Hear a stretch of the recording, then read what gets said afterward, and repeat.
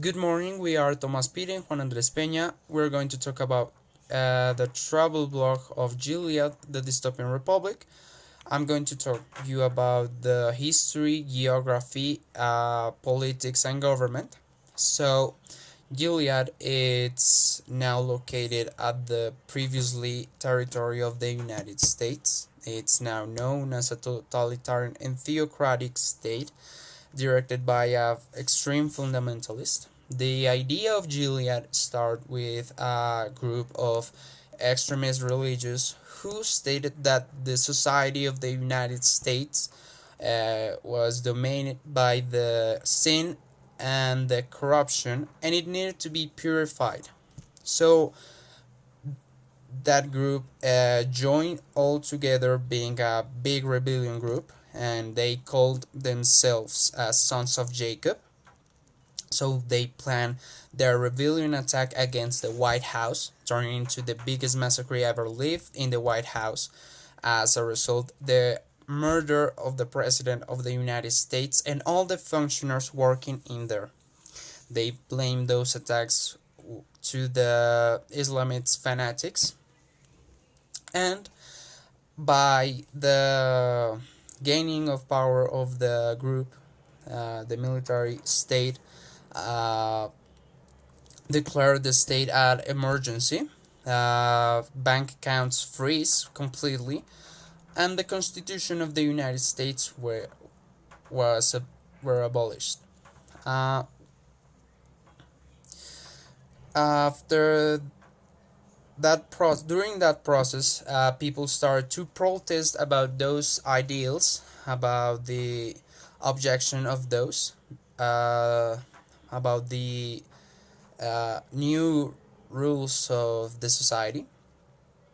So the Sons of Jacob sent a non-official military group to execute brutally all participants of those protests, so that there will not be any rebellion attack against those ideals in a future time, to with the idea of fear.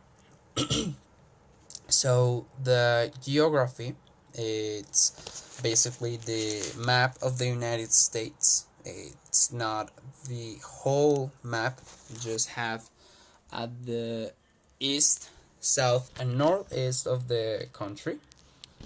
It's divided by colonies, and some of them are toxic colonies, the result from the biological war, later after, and some of them are used as a sentence for those women who are considered criminals for the society. They're sent there to complete an slavery job by cleaning some spaces, turning into a rough and slow sentence to death. So the government, as they abolish all the known ways of direct country or any nation, they don't have any senate or governing bodies. They create a council, which it's the prime headmaster, with a president. Actually, the actual president is Commander Preisel, and the first council, with the original Sons of Jacob, they create the laws and regulations of the nations. They based on, as I said before, abolishing the Constitution, being no freedom or right of any self-expression or personal choice life.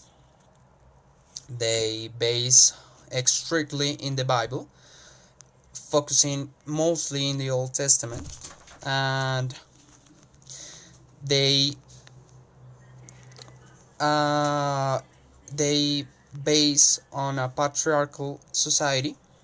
So man is the only person on that society to have the primary education, and the right to participate at political charges.